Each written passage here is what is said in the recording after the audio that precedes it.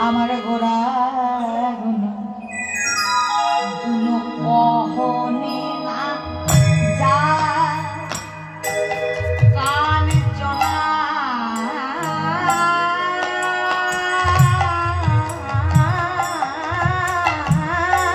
কান চলা রে আমার গোরা গুণ কহনে না যায়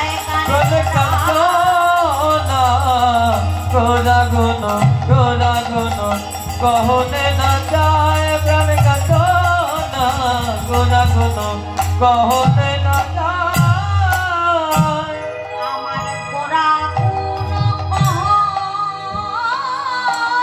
না গোরা গুণ কহনে না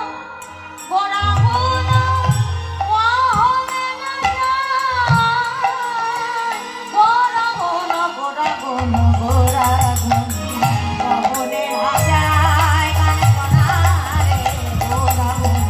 কহনে না যায় প্রাণ কান্দনা গোরা গুণ কহনে না যায় বলি কত শত একটা নয় দুটা নয় বলছি কত শত কত শত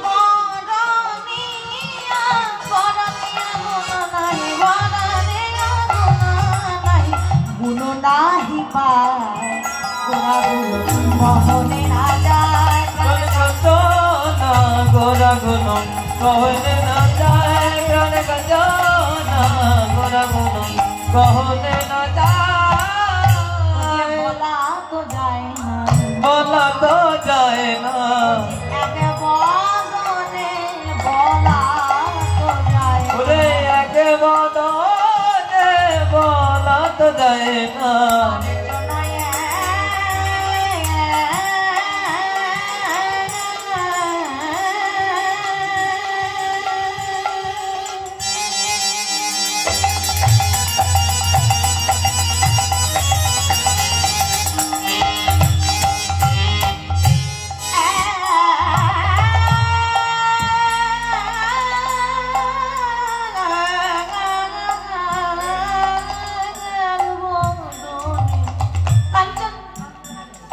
বদনে বলা তো যায় না এক বদনে বলা তো যায় না এক বদনে কি বলবো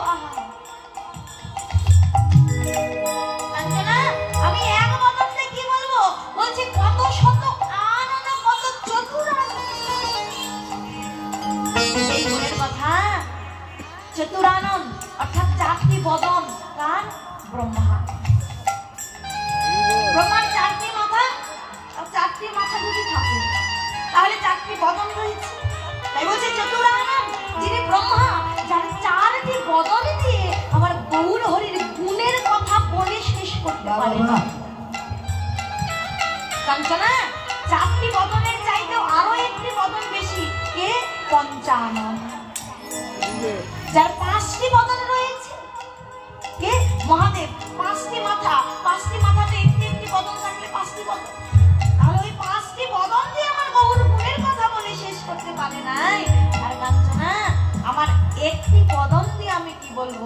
তাই বলে বলা তো যায় না, বলা তো যায় না, এক বদনে বলা তো যায় না। ওরে এক বদনে বলা তো যায় না, এক বদনে আমি কি বলবো সেই গুণের কথা?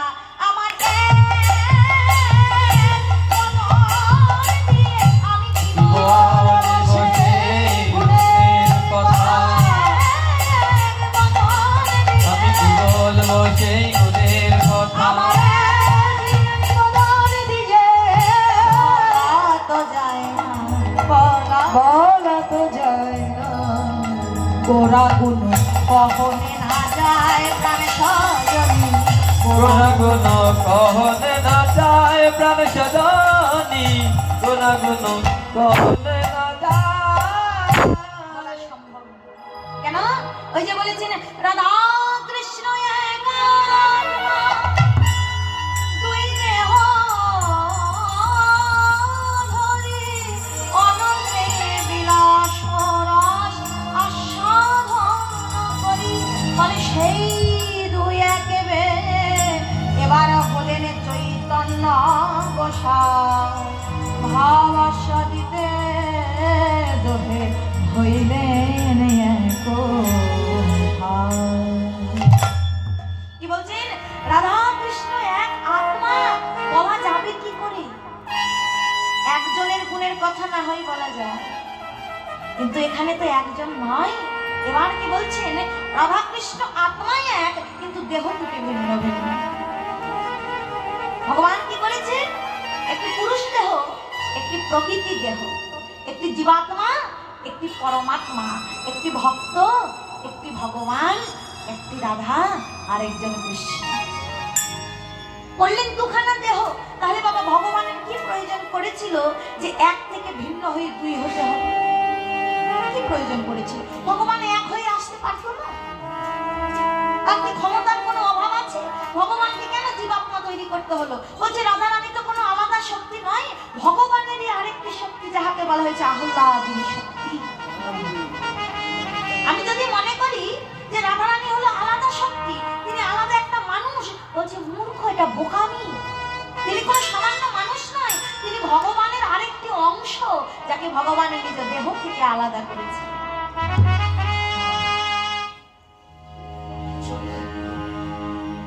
ভগবান বলছেন তাহলে আমি এবার এসেছি দেহখানা দুটো আলাদা করে, তাহলে ভগবানের কি প্রয়োজন পড়েছিল? দেখুন বাবা,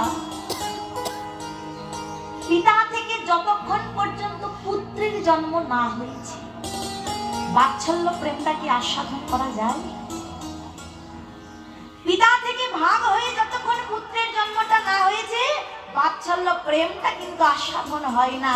আচ্ছা, পরের সন্তানের গালে চুম্বন খেলে যতটা আনন্দ হয়, তার চাইতে কি কম আনন্দ হয় নিজের সন্তানের গালে চুম্বন দিলে? নাকি তার চাইতে অধিক গুণ বেশি আনন্দ হয় নিজের সন্তানের গালে চুম্বন না দিলে? নিজের সন্তানের গালে চুম্বন দিলে যতটা না আনন্দ হবে, ও পরের সন্তানের গালে 1000 বার দিলেও সেই আনন্দ উপলব্ধি হবে না। তাই এ জগতে যারা পিতা এখনো হয়নি, এখনো বাবা হয়নি, তারা কখনো বুঝবে না বাৎসল্য প্রেমটা কি। যারা মাতা হয়নি, তারা কোনোদিনও বুঝবে না এই বাৎসল্য প্রেমটা কি। তাহলে যারা হয়েছে, এক থেকে ভিন্ন হয়ে দুই হতে পেরেছে, এক থেকে যারা দুই হতে পেরেছে, তারা এই প্রেমটা সাধন করতে পেরেছে। এই কারণে ভগবান কি করছেন? এক ভেঙে দুই হয়েছে। কেন? ওই যে মধুর প্রেমটা সাধন করবেন বৃথায়। বাবা, প্রেম না করলে কোনোদিনও কি কেউ বুঝতে পারবে প্রেমের স্বাদটা কেমন? মধু না খেলে কখনো কি উপলব্ধি করা যায় মধু খেতে কেমন, তিতা নাকি মিঠা? এ কারণে এক থেকে দুই হলেন ভগবান, নদিয়ার মাঝে মধুর প্রেমাস্বাদন করবেন বৃথায়। এবার আবার কি বলছে? সেই দুই একে। কোন দুই? সেই রাধা এবং কৃষ্ণ, পুরুষ এবং প্রকৃতি, জীবাত্মা এবং পরমাত্মা, ভক্ত এবং ভগবান বলছে সেই তুই এক এবার হলেন চৈতন্য গোসাই। তাহলে এবার আমার প্রশ্ন এসে যায়, যে ভগবান মধুর প্রেম আস্বাদন করবার জন্য এক ভেঙে দুই হলেন, তাহলে সেই ভগবানকে আবার দুই ভেঙে এক হতে হলো কেন? কেমন জটিল প্রশ্ন না? দেখুন ভগবান লীলা করে গেছে, কত জটিলতা রেখে গেছে। ভগবান আস্বাদন করবেন প্রেম বলে এক ভেঙে দুই হলেন, আবার সেই ভগবানে দুই ভেঙে এক হচ্ছে। কি দরকার পড়েছিল? এবার কেন করলেন না মধুর প্রেম? আচ্ছা, রসমালাই খেয়েছেন কখন? রসমালাই বাজারে কিনতে পাওয়া যায়, খেয়েছেন? আচ্ছা, রসমালাই কি দিয়ে তৈরি হয়? দুধ থেকে। ওই যে রসমালাই যে দুধ থেকে তৈরি হয়, আগে রসটা মানে দুধটা, ওই যে মালাইটা তৈরি করে নাই, দুধটা জ্বালিয়ে জ্বালিয়ে সুন্দর করে মালাই তৈরি করেছে। এবার ওই মালাইয়ের মধ্যে কি ছেড়ে দেয় বলুন? রসগোল্লা খেয়েছেন? রসগোল্লা খেয়েছেন না? তাহলে মালাইয়ের মাঝে কি ছেড়ে দেয়? ছোট ছোট রসগোল্লা তৈরি করে। রসগোল্লাটা কি থেকে তৈরি হয়? এক দুধ থেকে। এক দুধ থেকে রসগোল্লা তৈরি করলো, রসগোল্লা তৈরি করে আবার দুধের মাঝেই ডুবে দিল। আচ্ছা, এবার বলুন তো, এক ঘটি দুধ ঢকঢক করে খেয়ে নেওয়া আর ওই রসমালাইটা খাওয়া, দুটার স্বাদ কি এক হবে? কি গো, হবে না। তাহলে প্রথমে কি করেছেন? দুধ থেকে তৈরি করলেন মালাই, আবার কি করলেন? দুধ থেকেই তৈরি করলেন ছানা। এক দুধ দিয়ে সকল কিছু তৈরি হলো, কিন্তু দুধ খেতে যে স্বাদটা লাগে, ওই একের মধ্যে দুই মেশালে তার চাইতে দ্বিগুণতর স্বাদ বেড়ে যায়। তাহলে এবার ভগবান কি করেছেন? সেই রসমালাই হয়ে নদিয়ার মাঝে অবতরণ করেছেন। দুই থেকে হয়েছিল এবার এক, দুই থেকে এক হয়ে নদিয়ার মাঝে এসে লীলা করছেন। তাই বলছেন, একদিকে ভগবান শ্রীকৃষ্ণ যার মধ্যে 64টি গুণ রয়েছে। একজন মানুষের মধ্যে কতটি গুণ আছে? বলছে সর্বোচ্চ একটি মানুষের মধ্যে 50টি গুণ থাকতে পারে। একটা মানুষ 50টি গুণের অধিকারী হতে পারে, কিন্তু তার ঊর্ধ্বে আর গুণ থাকবে না। এবার যারা দেবতা, এই যে দুর্গা, কালী, মহাদেব, হ্যাঁ, এই যে দেবতা যারা রয়েছে, তাদের মধ্যে কতগুলো গুণ রয়েছে? ওই যে মানুষের চাইতে 5টি গুণ বেশি রয়েছে। তাহলে 55 গুণে দেবতা। এবার দেবতাদের মধ্যে যিনি সর্বশ্রেষ্ঠ দেবতা, কে? বিষ্ণু। বিষ্ণু হলেন সর্বশ্রেষ্ঠ দেবতা। এই বিষ্ণুর মধ্যে ওই যে দেবতাদের চাইতে আরো 5টি বেশি গুণ, অর্থাৎ 60 গুণে বিষ্ণু। আর যেই ভগবান আমার নন্দের নন্দন অর্থাৎ বৃন্দাবন মাঝে এসে লীলা করেছিলেন, ওই ভগবানের মধ্যে বিষ্ণুর চাইতেও আরো 4টি গুণ বেশি, অর্থাৎ 64টি গুণের অধিকারী হয়ে ভগবান। তাহলে একদিকে 64টি গুণ, এটা লেখা আছে, পেলাম, হাতে পেলাম, এই গুণের কথা ধরা গেল। অপরদিকে ওই যে একসঙ্গে দুই হয়েছে, কৃষ্ণের গুণটা পেলাম, কিন্তু শ্রীমতী রাধারানীর গুণ কি বলছেন? মহা মহিম গুণ সমুদ্র শত সাধু শ্রী রাধা। শ্রীমতী রাধারানীর মধ্যে কতগুলো গুণ রয়েছে এটা কোনোদিনও প্রকাশ করা সম্ভব নয়। কেন? দেখুন, বর্তমানে আমরা যে সকালে ঘুম থেকে ওঠার পর থেকে রাত্রিতে শোয়া যাবার পর্যন্ত যা কিছু ব্যবহার করি, প্রায় 90% বিজ্ঞানীদের আবিষ্কার। এই যে বর্তমানে যে কীর্তনটা করছি মাইক দ্বারা, এই মাইকটাও বিজ্ঞানীদের আবিষ্কার। আবার আপনারা যে আস্বাদন করছেন সাউন্ড সিস্টেম দ্বারা, বক্স দ্বারা, ওটাও বিজ্ঞানীদের আবিষ্কার। তাহলে আমরা এখনো বিজ্ঞানীদের আবিষ্কারের মধ্যেই রয়েছি। বাবা, বিজ্ঞানীরা অনেক কিছু আবিষ্কার করেছে, জীবনকে সহজ করে তুলবার জন্য অনেক কিছু আবিষ্কার করেছে, কিন্তু আজ পর্যন্ত কোন বিজ্ঞানীকে বলতে পেরেছে যে একটি বিশাল সমুদ্রে কত লিটার জল আছে? এত আবিষ্কার তাদের। গরম ঘর ঠান্ডা করবে, ঠান্ডা ঘর গরম করবে, এখান থেকে আপনি 10 মিনিটের মধ্যেও ঢাকা পৌঁছে যেতে পারবেন, এমন যানজট তৈরি করে দিচ্ছে। তাহলে এত কিছু আবিষ্কারের মধ্যে আজ পর্যন্ত কোন বিজ্ঞানী বলতে পারে নাই একটি বিশাল সমুদ্রে কত লিটার জল আছে। এটা যেমন পারেনি, এটা কোন যুগে আর সম্ভব নয়। একটি বিশাল সমুদ্রে কত লিটার জল আছে তার ব্যাখ্যা কোনোদিনও কেউ করতে পারবে না, তার অনুমানটাও কেউ কোনোদিনও করতে পারবে না। ঠিক তদ্রূপ সমুদ্রের জলকে যেমন লিটার দিয়ে কেউ মাপতে পারবে না, তেমনই এখানে বললেন মহামহিম গুণ সমুদ্র। নদী নয়, পুকুর নয়, বলছে গুণের সমুদ্র হলো আমাদের শ্রীমতী রাধারানী। তাহলে বলো ওই গুণের সমুদ্রের মধ্যে কতগুলো গুণ আছে?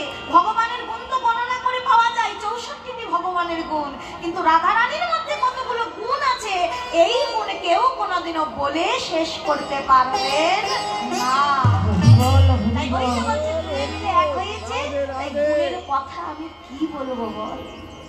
ও গুণ 5 বদন দিয়ে পঞ্চাননও বলে শেষ করতে পারে না, আর আমি সেই গুণটা কি করে বলবো? তাই তো বললেন 100 বার কৃষ্ণ নাম জপনা করলে যা না হয়, একবার রাধা নামে জপনা করলে তাই হয়। বলি বেদ বিদ্যা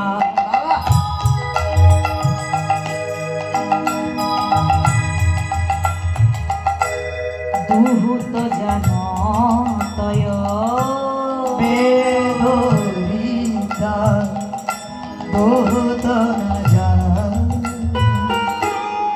সে যদি আমার গৌরাঙ্গ না ভজে, সে যদি আমার গৌরাঙ্গ না ভজে, বেদ বিদ্যা দর্শন জানত, সে যদি আমার গৌরাঙ্গ নাহি ভজে, সে যদি আমার গৌরাঙ্গ নাহি ভজে। বলে বৃথা তার অধ্যয়ন,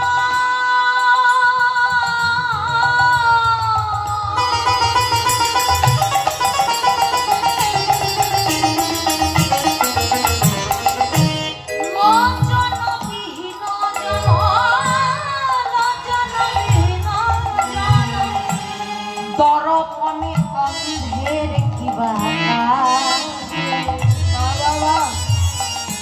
দরপনে অন্ধের কি বলি বৃথা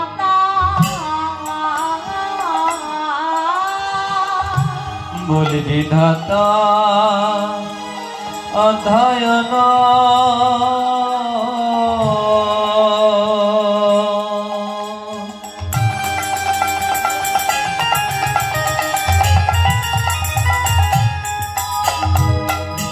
লোচন বিহীন জন, লোচন বিহীন জন, দর্পণে অন্ধের কি বাজায়, দর্পণে অন্ধের কি বাজায়। ও তারা সাজাওয়া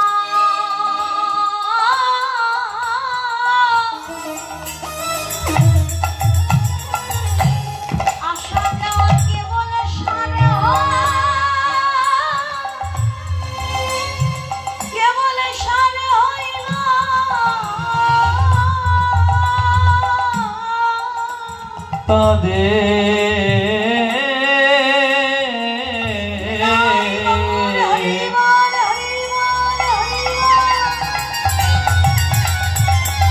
তাদের আশা যাওয়া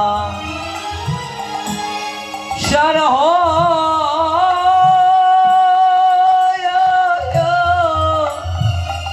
তাদের সার হইল, যেজন আমার গৌর চিন্তা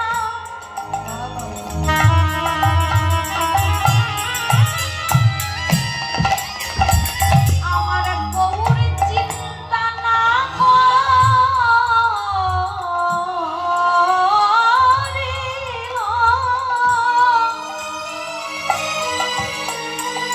ও তারা সাজাওয়া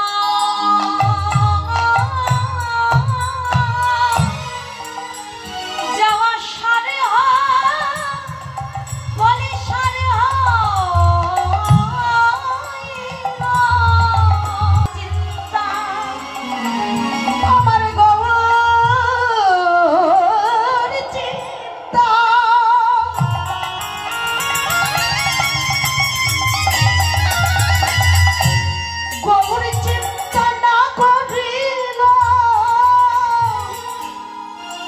ও তারা সাজাওয়া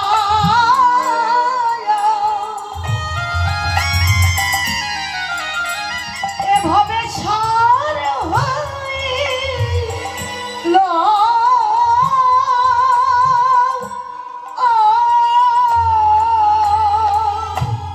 ভবের জন্ম পেয়ে যে জন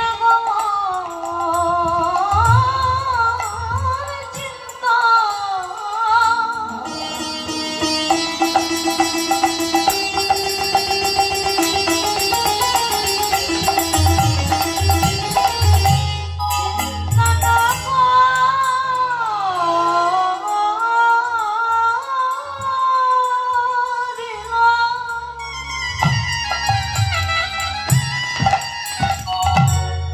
একবার ব্যাখ্যাগুলো দেখুন। বলছে বেদ বিদ্যা সর দর্শন জানো। এই জগতে যেজন বেদ বিদ্যা পুরাণ সকল কিছুতে পারদর্শী, সবকিছু জানো, কিন্তু তারপরেও যেজন আমার গৌর চরণটা স্মরণ করে না, বলছে বৃথা তার অধ্যয়ন লোচন বিহীন জন দর্পণে অন্ধের কি বা কাজ। বাবা, যিনি অন্ধ তার সামনে যদি আয়নাটা ধরা হয় তার কি কিছু যায় আসে? অন্ধের সামনে আয়না ধরলে তার যেমন কিছুই যায় আসে না, তদ্রূপ দর্শনে জানবার পরেও যেই জন আমার গৌর চরণে চিন্তা করে না, ওই অন্ধের আয়না দেখার ময় তার ওই সর দর্শন কোনো কাজে লাগে না।